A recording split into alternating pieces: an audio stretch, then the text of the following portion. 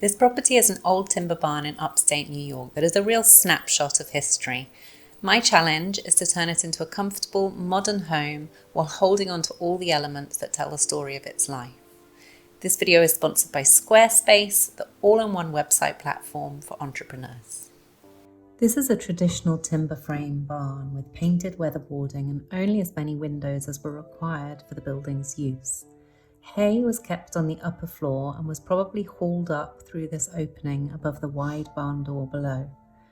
There are just a couple of small windows upstairs to allow a little light in, which is the same for the ground floor where there are only 2 windows on the street side, one for each horse stall inside.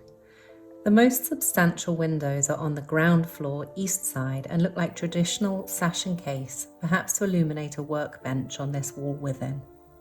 Internally, this is a large, useful storage space and perhaps once housed horse-drawn vehicles.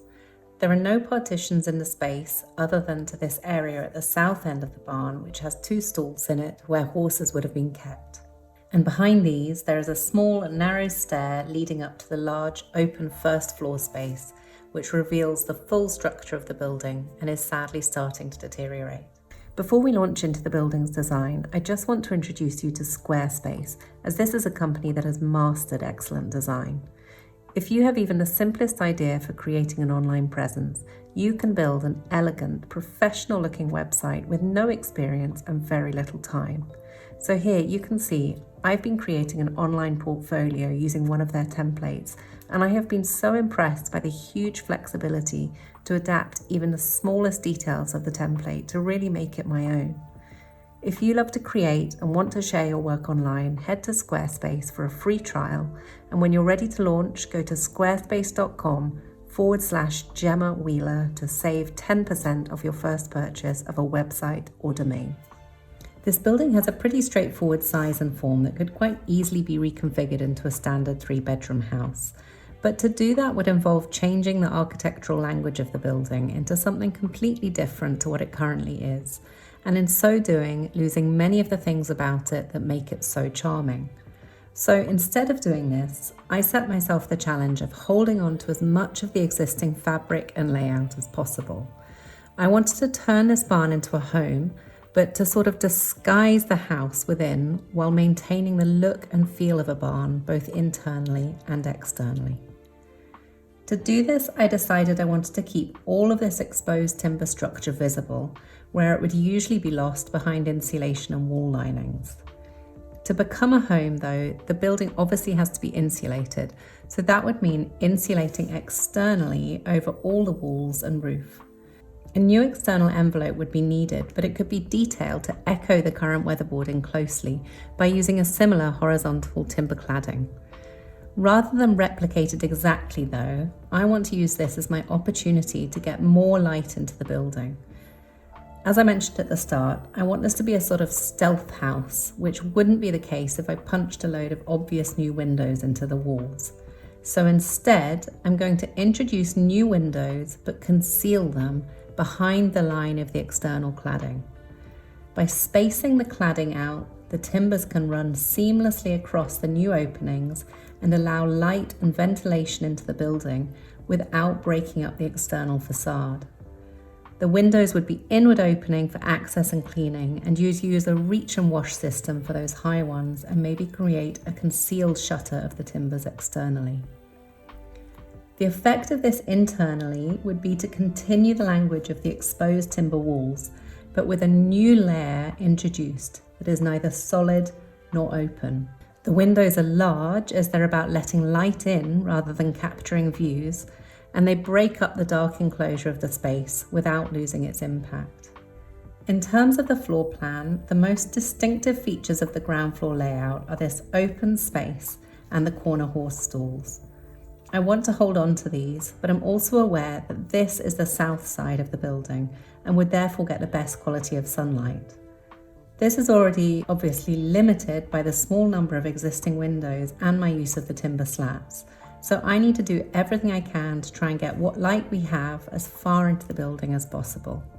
So I'm going to hold on to these stable walls, but remove the timber cladding from them so that only the studs of the partitions are left, It's a kind of palimpsest or trace of the existing floor plan.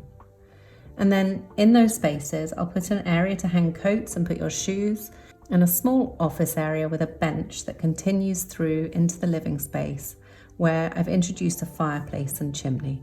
This large barn door provides a great opportunity for a substantial amount of light through these glazed doors, though this is the north side, so it wouldn't get much direct light.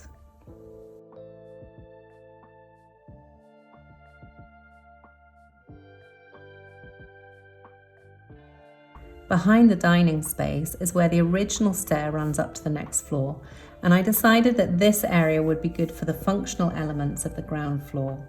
So it has a WC at this end where the existing window is, and the washing machine joins some other general storage under the stair over here. To create this space, I've introduced just one partition wall to split it off from the dining area, but instead of introducing a door to it, I've proposed moving the large sliding door, which currently closes off the horse stalls from the rest of the space, and using it to variably close off the utility space, the stair, or just to screen off the dining area. I've reconstructed the stairs to look the same as the original, but have actually proposed that they are wider and less steep to make them practical for use. On the upper floor, I again decided to peel back some of the original linings to expose the floor structure in this case, and open the bedroom up as a mezzanine. The aim in doing this was to try and bring as much light as possible into the living space through these high windows, while also bringing that light into the bedroom. I've positioned the bathroom close to the stair to bring the drainage close to that on the ground floor, and also to enable the whole upper floor to remain open plan as it currently is. The bathroom therefore has several additional functions in this layout. Positioned away from the side walls, it interrupts the line of sight from the top of the stairs through to the bedroom, meaning this space can be open plan but still has areas for use, delineated and concealed without the need for partitions and doors. The clothes storage space backs onto the bathroom and runs along this entrance corridor towards the bedroom. And the bathroom separates off this reading nook from the bedroom, again defining the two spaces as separate. The problem with positioning the bathroom centrally like this, however, is that it could again block the passage of light into the depth of the building from this south wall. So to allow light to pass all the way through to the bedroom, I've formed the bathroom from translucent glass on three sides. This way, light passes through it to the bedroom. It also passes into it without the need for a roof light. And finally, it sets the tone for the material intervention into the whole space.